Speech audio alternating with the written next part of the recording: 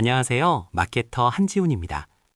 여러분, 혹시 5초라는 시간의 공포를 아시나요? 제가 만든 광고 영상이 유튜브에 나올 때 오른쪽 아래에 뜨는 광고 건너뛰기 버튼 말이죠. 그 버튼이 활성화되기까지 걸리는 시간, 단 5초. 그 짧은 순간에 저는 시청자의 눈길을 잡아야 합니다. 못 잡으면요? 제 밤샘 야근도, 팀원들의 노력도 전부 허공으로 날아가는 거죠. 비단 광고뿐만이 아닙니다.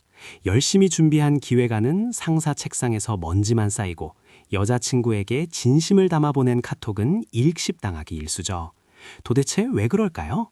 내 생각이 부족해서? 아니면 말을 화려하게 못해서?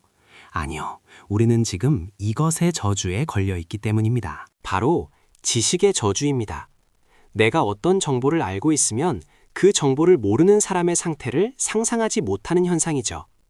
내 머릿속엔 배경 지식과 맥락이 가득하니 내 말이 개떡 같아도 찰떡같이 들리지만 상대방에게는 그냥 암호문일 뿐입니다. 오늘 소개할 책 스틱은 바로 이 저주를 풀고 상대방의 뇌리에 메시지를 강력하게 붙이는 6가지 법칙을 담고 있습니다. 첫 번째 원칙, 단순성입니다. 오해하지 마세요. 단순하다는 건 내용을 토막내서 수준을 낮추라는 게 아닙니다. 핵심을 찾으라는 거죠. 마치 전투에 나가는 지휘관처럼요. 미군은 작전 명령이 아무리 복잡해도 딱 하나, 지휘관의 의도를 맨 위에 적습니다. 모든 통신이 끊겨도 병사들이 무엇을 해야 할지 알 수 있게요. 사우스웨스트 항공사를 볼까요? 이 회사의 핵심은 가장 저렴한 항공사입니다. 어느 날 마케팅팀이 묻습니다. 기내식으로 치킨 샐러드를 줄까요? CEO는 되묻습니다. 그게 우리가 가장 저렴한 항공사가 되는데 도움이 됩니까? 아니요. 그럼 치우세요. 이게 바로 핵심이 있는 단순함의 위력입니다. 여러분의 기획서엔 이런 한 문장이 있나요? 두 번째, 의외성입니다. 사람들의 관심을 끌려면 패턴을 파괴해야 합니다. 뇌는 익숙한 것에는 반응하지 않거든요. 비행기 안전수칙 설명, 지루하시죠? 그런데 한 승무원이 이렇게 말합니다.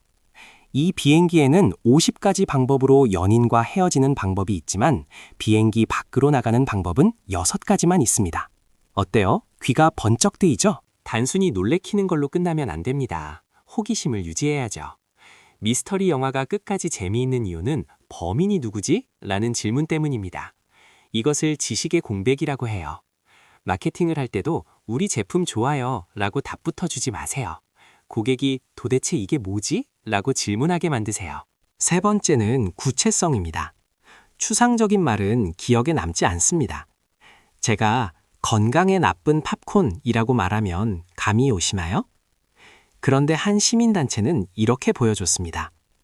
이 팝콘 한 통에는 베이컨 달걀 아침 식사, 빅맥 점심, 스테이크 저녁 식사를 모두 합친 것보다 많은 포화지방이 들어있습니다.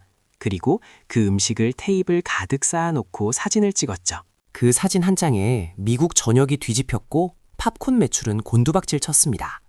건강 유의라는 추상적인 단어 대신 기름 범벅인 음식을 눈앞에 보여준 덕분이죠. 우리의 보고서에도 혁신적인 성과와 같은 뜬구름 잡는 소리 대신 손에 잡힐 듯한 구체적인 숫자가 이미지가 있어야 합니다. 네 번째, 신뢰성입니다. 유명한 전문가가 추천하면 믿음이 가죠. 하지만 우리에겐 섭외할 예산이 없습니다. 그럴 땐 반권위를 활용하세요. 헐크 호건 같은 스타보다 실제로 그 제품을 쓰고 인생이 바뀐 평범한 이웃의 이야기가 더 강력할 때가 있습니다. 그리고 시나트라 테스트를 기억하세요. 프랭크 시나트라의 노래 가사처럼 거기서 성공할 수 있으면 어디서든 성공할 수 있다는 겁니다. 만약 여러분이 보안 프로그램을 판다면 우리 프로그램 안전해요 라고 말하는 것보다 우리는 백악관 보안을 담당합니다. 한마디면 끝납니다. 가장 어려운 곳에서 검증받았다는 사실 하나가 모든 의심을 잠재웁니다. 다섯 번째, 감성입니다. 사람들은 생각보다 이성적이지 않습니다. 아프리카의 기아 문제를 해결해달라고 통계 수치를 들이밀면 기부금은 줄어듭니다. 하지만 로키아라는 7살 소녀의 사진과 사연을 보여주면 지갑이 열립니다. 100만 명을 구하자는 말은 막막하지만 이 아이 한 명을 살리자는 말은 행동하게 만듭니다. 상대방이 각별하게 여기는 것을 건드려야 합니다. 그중 최고는 바로 자기 자신입니다. Watching it for me, 나에게 무슨 이득이 있지? 마케터라면 항상 이 질문에 답해야 합니다. 기능 설명 말고 이 제품이 소비자의 삶을 어떻게 빛나게 해줄지, 어떤 멋진 사람이 되게 해줄지를 말하세요. 마지막 6번째, 스토리입니다. 스토리는 뇌를 위한 시뮬레이션입니다. 서브웨이 샌드위치의 자레드 이야기를 아시나요? 190kg이던 대학생이 서브웨이 샌드위치만 먹고 110kg을 감량했다는 그 이야기. 이건 단순한 다이어트 정보가 아닙니다. 뚱뚱했던 한 남자의 투쟁기이자 승리의 서사시죠. 우리는 스토리를 들을 때 주인공의 감정에 이입하고 마치 내가 겪는 것처럼 느낍니다. 뇌는 상상과 현실을 잘 구분하지 못하거든요. 잘 짜인 스토리는 듣는 사람에게 나도 할 수 있다는 용기를 주고 실제로 행동하게 만듭니다. 여러분의 브랜드엔 어떤 스토리가 있나요? 저는 이 6가지 원칙, 앞글자를 따서 석세스 법칙을 지난주 클라이언트 미팅에 써먹었습니다. 예전 같으면 복잡한 데이터 분석표부터 보여줬겠지만 이번엔 달랐습니다. 먼저 충격적인 고객 불만 사례 하나를 구체적으로 이야기했죠. 스토리, 구체성. 그리고 예상치 못한 해결책을 딱 한 문장으로 제시했습니다. 단순성, 의외성. 결과는 어땠냐고요? 회의실의 공기가 달랐습니다. 딴짓하던 임원들이 고개를 들었고 끝나자마자 질문이 쏟아졌습니다. 그래서 구체적으로 언제 시작할 수 있습니까? 그 순간 깨달았습니다. 아이디어가 나빠서 까인 게 아니었구나. 포장이 잘못됐던 거구나. 많은 분이 창의성은 타고나는 거라고 생각합니다. 하지만 스틱은 말합니다. 스티커 메시지를 만드는 건 천재들의 영역이 아니라 훈련 가능한 기술이라고요.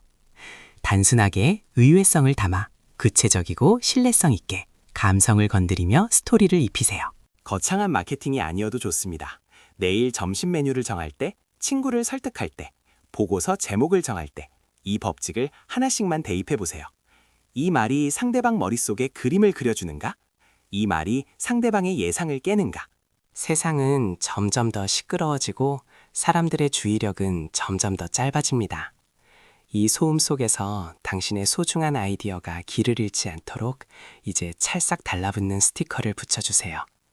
잊히지 않는 말은 결국 세상을 움직입니다. 오늘 영상이 여러분의 아이디어를 빛내줄 힌트가 되었다면 구독과 좋아요를 눌러주세요. 그리고 지금 당장 가장 골치 아픈 문제를 스티커 메시지로 바꿔보는 건 어떨까요? 감사합니다.